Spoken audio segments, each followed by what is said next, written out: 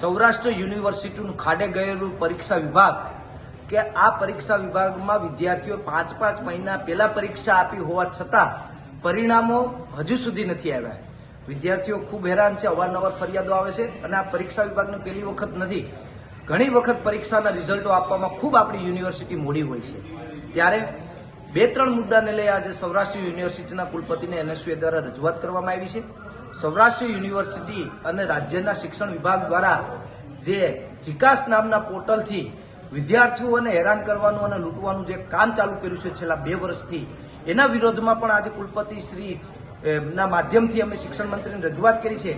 ભાઈ, આવતા વર્ષેથી જીકાસ પોર્ટલ સંપૂર્ણ બંધ કરી દેવામાં આવે અને જે સિમ્પલ નોર્મલી જે એડમિશન પ્રક્રિયા હોય તેમાં વિદ્યાર્થીઓને લાભ મળવો જોઈએ। ત્રીજો મુદ્દો છે કે PhDની એન્ટ્રન્સ છેલ્લા 2 વર્ષથી સૌરાષ્ટ્ર યુનિવર્સિટી લેતી નથી।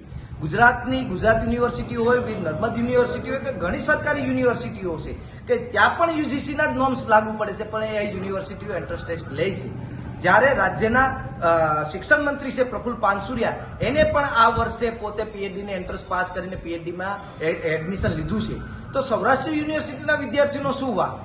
જ્યારે તેને ખૂબ મોટું સૌરાષ્ટ્ર યુનિવર્સિટીના વિદ્યાર્થીઓને નુકસાન વેઠવું પડે છે, જેની શોધ મળતી હોય છે 15,000, એ પણ વિદ્યાર્થીઓને ગયા વર્ષથી મળી નથી આ એન્ટ્રન્સ ટેસ્ટ કાઢવાના બહાને।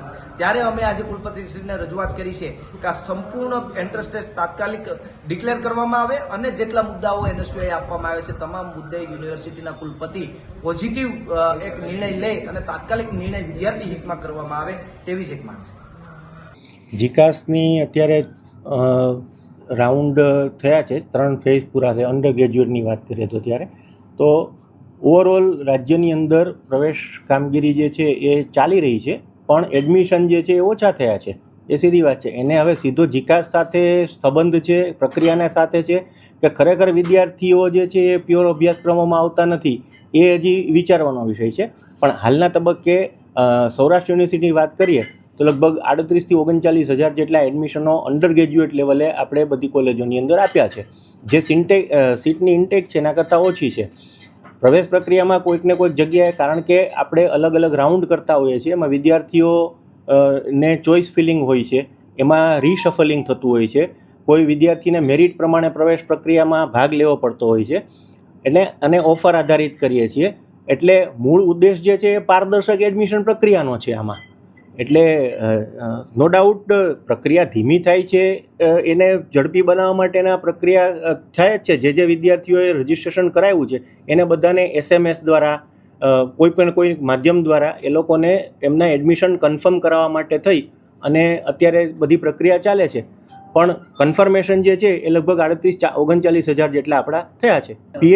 PhD એન્ટ્રન્સ ટેસ્ટની અંદર જે UGCની ભલામણ હતી એનો આપણી 2024ની અંદર બોર્ડ ઓફ મેનેજમેન્ટની સભા મળી હતી, એમાં સર્વાનુમતે એવો નિર્ણય થયો હતો સત્તામંડળમાં કે ભાઈ UGCએ એવું કહ્યું છે કે ભાઈ આ વખતે ખાલી A ને B જે કેટેગરી UGCની હતી, એક લેક્ચરરશીપ માટેની કેટેગરી B, એ કેટેગરી છે JRF કે જેને ફેલોશિપ સાથે PhD કરવા મળે એ, અને ત્રીજી કેટેગરી C એ લોકોએ ઉમેરી હતી કે જે માત્ર PhD ક્વોલિફાઈંગ ટેસ્ટ કહેવાય એ છે। હવે એવું જાણવામાં આવ્યું છે કે PhD એન્ટ્રન્સ ટેસ્ટ જો ન લઈએ તો કેટેગરી C નો ઓપ્શન આપણી પાસે રહે, તો જો છોકરો વિદ્યાર્થી છે એ PhDની એન્ટ્રન્સ ટેસ્ટ ન ક્વોલિફાય થતો હોય અને એણે જો નેટની પરીક્ષા લખી હોય અને એમાં એને C કેટેગરીની અંદર માર્ક આવ્યા હોય તો એ PhD રજિસ્ટ્રેશન માટે ક્વોલિફાય થાય જ છે। આમ 2 પ્રકારની પ્રક્રિયા હતી, બેમાંથી એક જે છે એ 2000 ને મેં કહ્યું એ પ્રમાણે 24માં જે બોમ હતી એમાં પેલું કર્યું હતું।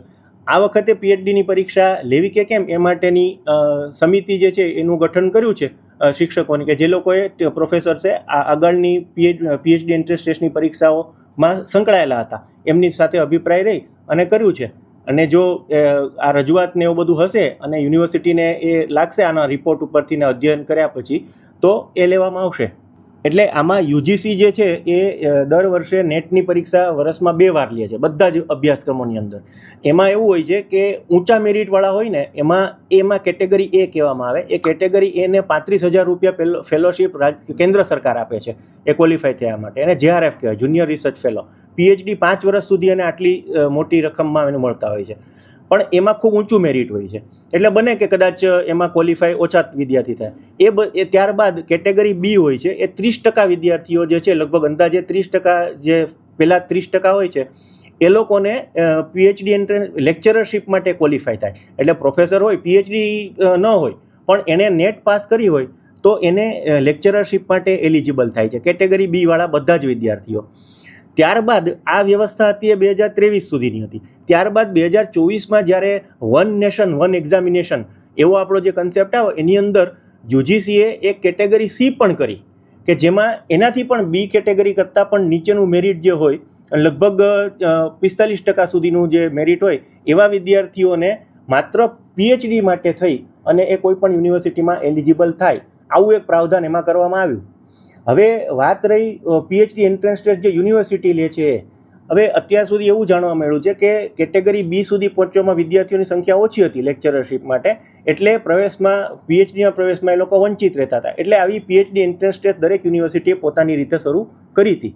પણ હવે જ્યારે આ કેટેગરી સી ચાલુ કરી છે તો પીએચડી એન્ટ્રન્સ ટેસ્ટનું પણ પરિણામ તમે જો જૂના કાઢીને જોશો તો બહુ સારું નથી. એની અંદર પણ વિદ્યાર્થીઓની ફેલિયરની સંખ્યા પાસ કરતાં ઘણી ઓછી છે. એટલે એ રીતે વિદ્યાર્થીને બેવડો માર પડે છે આર્થિક રીતે પણ, કે એને પીએચડી એન્ટ્રન્સ ટેસ્ટ માટે પણ જે તે યુનિવર્સિટીની અંદર ફોર્મ ભરવું પડે અને એની ફોર્મ ફી ને એ બધું થતું હોય છે, અને યુજીસીની નેટની પરીક્ષા પણ હોય છે. તો આ રીતે બે પ્રકારનું જે વ્યવસ્થા હતી એના કરતાં જો આ યુજીસીની નેટની પરીક્ષા વિદ્યાર્થી લખે અને કેટેગરી સીમાં પણ જો આવી જતો હોય તો એને પીએચડીની પ્રવેશ મળી શકે છે.